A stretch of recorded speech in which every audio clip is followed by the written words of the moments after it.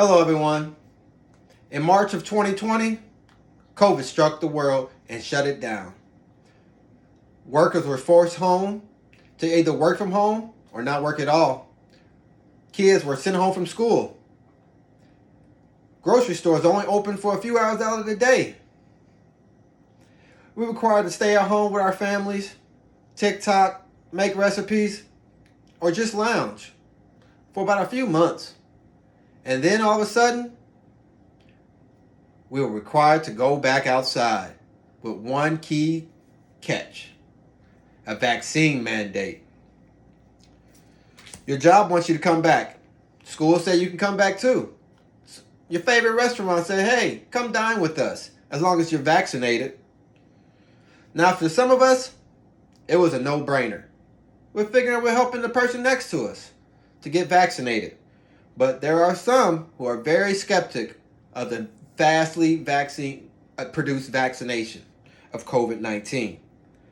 They had questions, which is only fair. Which one should I take? Will it give me COVID? What are the side effects of the shots?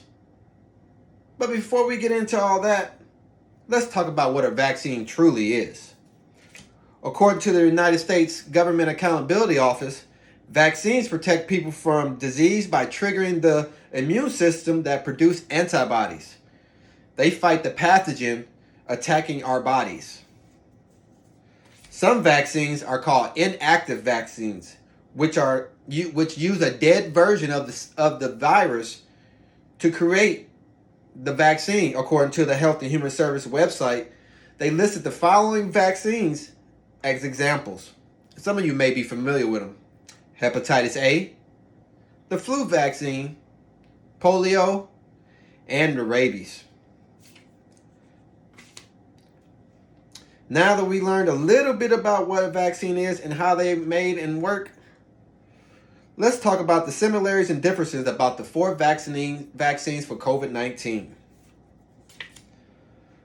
The four approved vaccines, according to the FDA website, affect or interact with our DNA with no preservatives, no antibodies, no tissues, and no food proteins. To produce the vaccine from Pfizer and Moderna, they use a protein to trigger the immune system. Johnson & Johnson is a viral vector vaccine. They use a different virus to fight off the COVID-19 virus. Novavax vaccine contains a piece of the virus from COVID-19. It is the only one of the four that uses the COVID-19 virus. Out of the four, the FDA approved the vaccine that uses the virus also contains an adjuvant, which helps the immune system respond to the spike protein in COVID-19. The first one we will talk about is the Pfizer option. According to the FDA website, December 11, 2020, the Pfizer COVID vaccine was approved for 16-year-olds and older under the Emergency Accountability Act. And in August of 2021, Pfizer became the first FDA-approved vaccine for COVID-19. Pfizer is a Moderna vaccine. Instead of using inactive, like we talked about earlier, they create a protein in the lab to teach our cells how to make a protein to fight off the antibodies. It comes in 2 doses. After the first dose, you must wait 3 to 8 weeks to get your second dose. And after 2 months after your second dose, you can receive a booster shot.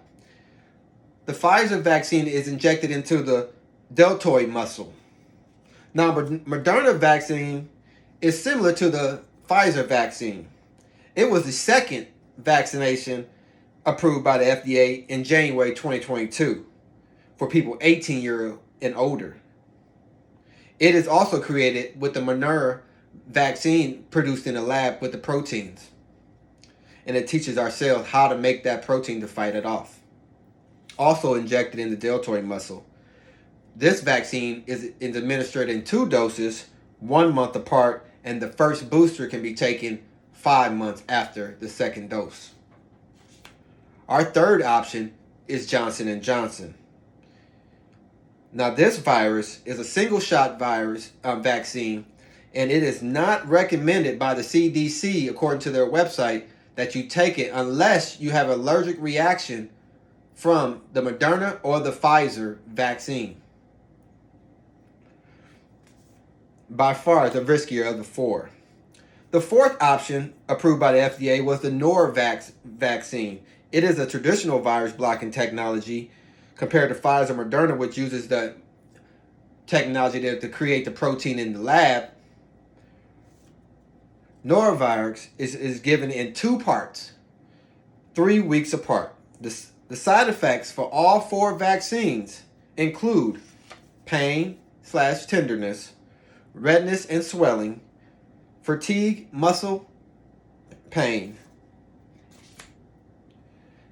Data from the European Center for Disease Prevention and Control shows 5.3 billion people have received their first dose of the COVID vaccine. 4.9 billion people have received their second dose. There's a total population of 7.8 billion. So with those numbers, 2.5 billion people have yet to receive their first dose of the COVID vaccine. Now that we know a little bit more about vaccines and how they help us fight off disease, if you plan on getting vaccinated for the COVID-19, which one will you choose to fight off COVID?